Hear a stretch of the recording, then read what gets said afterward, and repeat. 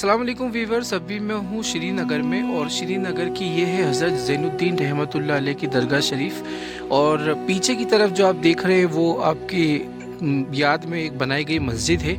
यहाँ पर ये कब्रिस्तान है और आसपास बहुत सारे कश्मीरी आर्किटेक्चर के घर बने हुए हैं। माशाल्लाह आप देख सकते हैं कि कश्मीरियत का जो डिज़ाइन जो आर्किटेक्ट का था वो एक सुल्तान रहे हैं मीर डायनेस्टी के, जिनको ज़ैनुल आबिदीन के नाम से जाना जाता है। उन्होंने कश्मीर के अंदर शॉल और इस तरह के आर्किटेक्ट डिज़ाइन का जो श्रेय जाता है वो ज़ैनुल आबिदीन को ही जाता है।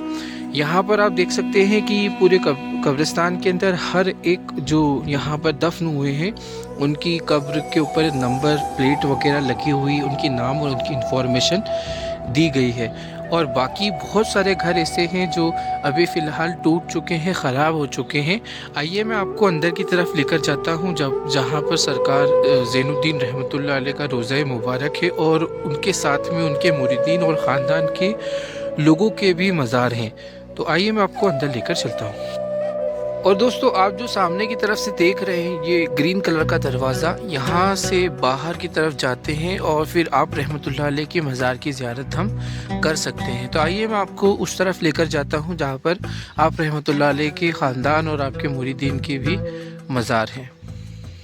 दोस्तों, यहाँ से मेन गेट है आप रहमतुल्लाह अलैह के मज़ार पे जाने का, और ये वाला जो हिस्सा है यहाँ ये मेन मज़ार के लिए जाने का रास्ता है।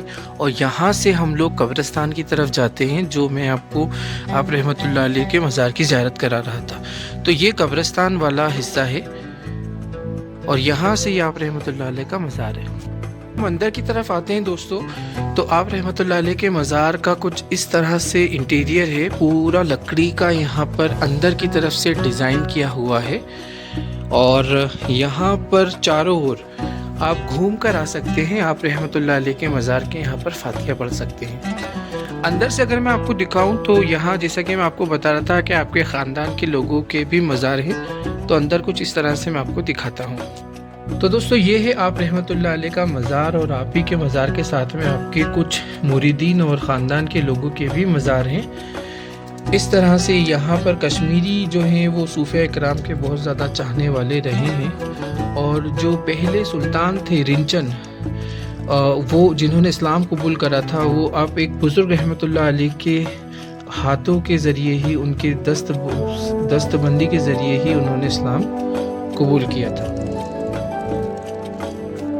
तो दोस्तों, एक सबसे बड़ी बात यह है कि जो भी सूफ़े इकराम और सूफ़ीज़म को गलत बोलता है उन लोगों को समझना चाहिए कि कश्मीरियत जहाँ पर कोई सुल्तान नहीं आया और वो लोग कलमा तौहीद पढ़ पाए, तो कलमा तौहीद पढ़ पाए तो इन मुस्लिम सूफ़ियों की वजह से, जिन्होंने अल्लाह के बंदों को अल्लाह से मिलाया। और यहाँ से भी अगर मैं दिखाऊँ तो यहाँ से आप रोज़े मुबारक की जालियों से भी ज़ियारत कर सकते हैं और इधर से आप रहमतुल्लाह अलैह का ये मज़ार साफ़ नज़र आता है। दोस्तों, ये इस व्लॉग में इतना ही। आपको अच्छा लगा होगा आप रहमतुल्लाह अलैह के बारे में जानकर। So as I tell you in my old videos, I am travelling all over India, so please like, share and subscribe my channel. Thank you for watching.